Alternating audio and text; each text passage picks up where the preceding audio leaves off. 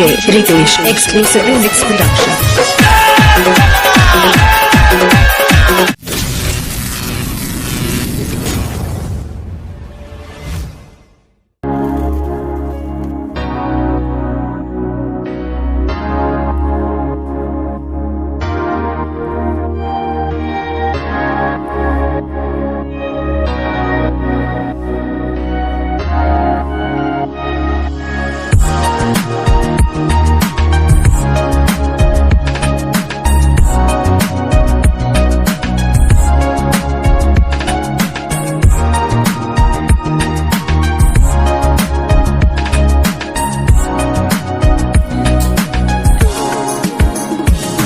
लाइक करो,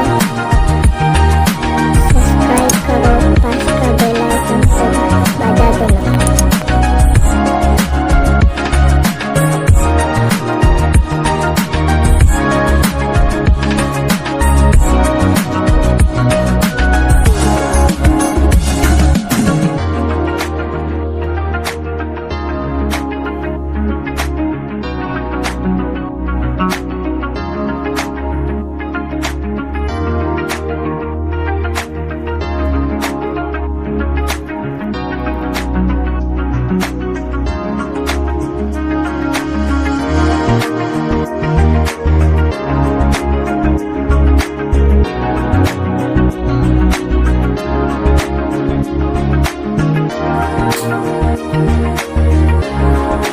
लाइक करो,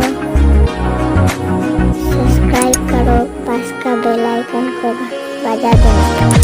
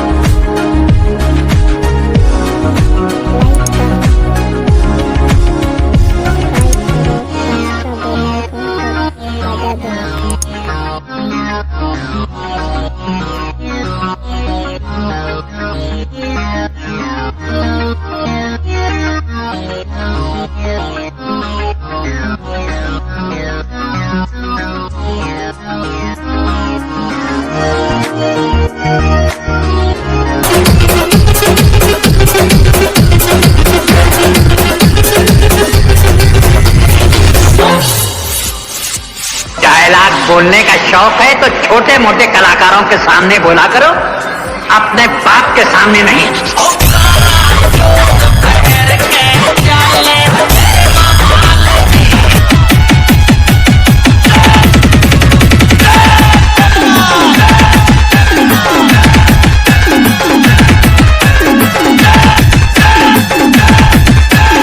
DJ Ritesh exclusive remix production.